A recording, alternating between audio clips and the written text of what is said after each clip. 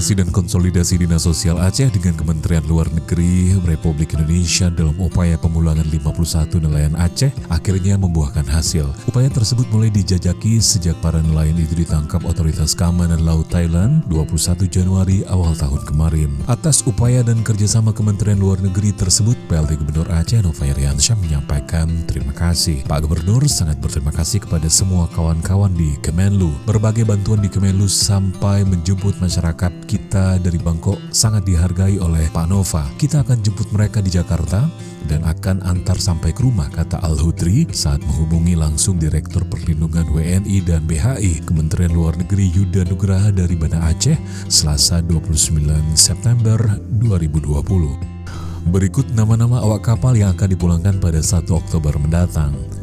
Munir, Endi Mulyadi, Asrizal, Dedi Purwatda, Firmansyah, Muhammad Munir, Musliadi, Rahmat Nanda, Musliadi, Ferry Madona, Musliadi, Saleh Saputra, Saifullah, Hamdani, Zulkifli, Jumadi, dan Nurain.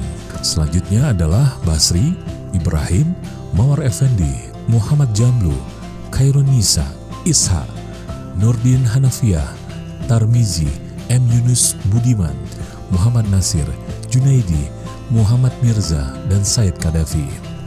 Selanjutnya adalah Saidan, Sofyan, M. Saidan, Basri, Ahmad M. Ramadan, Jafarudin, Idris J, Midi Muslim, dan M.